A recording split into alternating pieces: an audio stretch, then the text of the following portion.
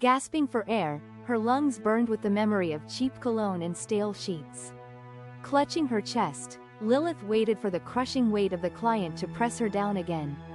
Nothing came. Moist, heavy heat pressed against her bare skin instead. Slowly, she forced her eyelids open. Blinding, milky light poured into her vision, painting everything in shades of pale violet and thick cream. Where was the cracked ceiling plaster of the motel? Gone was the low hum of the broken air conditioner. Instead, a deep, rhythmic thrumming vibrated through the damp earth beneath her back, sounding like the heartbeat of some gargantuan beast. Panic flared, hot and sharp, in her gut. Hello? She tried to call out. Only a dry, raspy click escaped her throat. Trembling fingers reached up to touch her neck, but the sensation of her own touch sent a jolt of pure electricity straight to her brain.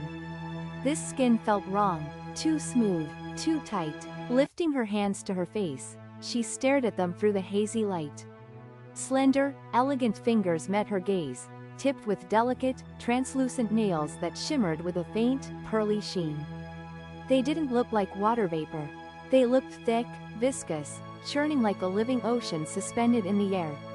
It was the sperm cloud sea, though she didn't have a name for it yet. She could feel its pressure pressing down on her, a heavy weight that made her skin tingle. Every pore of her new body seemed to drink in the moisture from the air, reacting to the latent, raw energy floating above. A sudden wave of dizziness hit her, forcing her to lean against a giant, spongy trunk. Her mind raced, trying to find a logical explanation. Could this be a coma-induced hallucination? Had her brain, deprived of oxygen in those final seconds, constructed this bizarre, hyper-realistic fantasy? No hallucination could feel this vivid. She could feel the rough texture of the bark beneath her fingers, the humid air filling her lungs, the distinct, throbbing ache of her dual anatomy. Everything was too real, too sharp. She was alive, but she was no longer human. Gazing down at her chest, she noticed her breasts were full and heavy, her nipples a deep, dusky rose.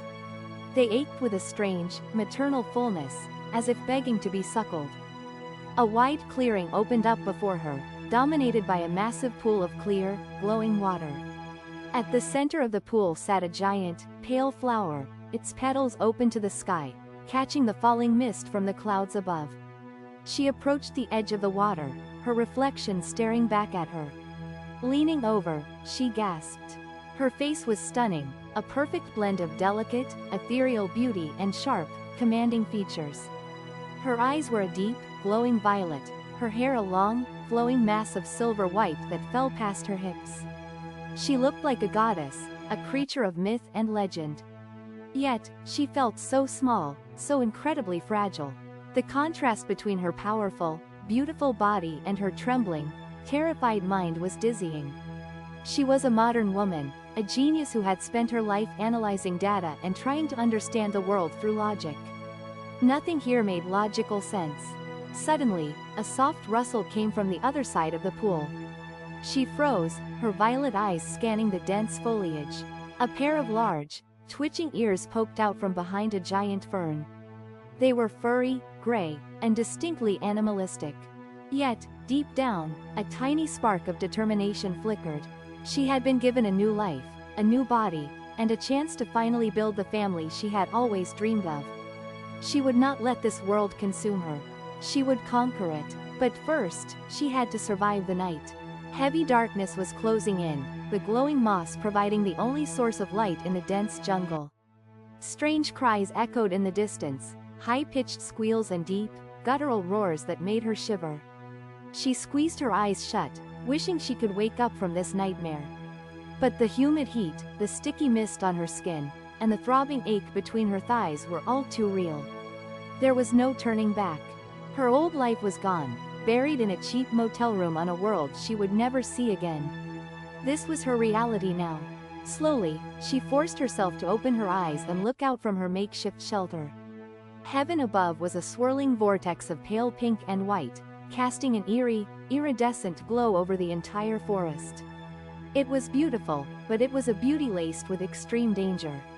She could feel the moisture in the air settling on her skin, a constant, physical reminder of her new existence. Her skin, not flesh, but something impossibly smooth and pearlescent shimmered under the alien sky, reflecting the swirling, sperm cloud sea above, a physical threat that promised both life and utter exposure.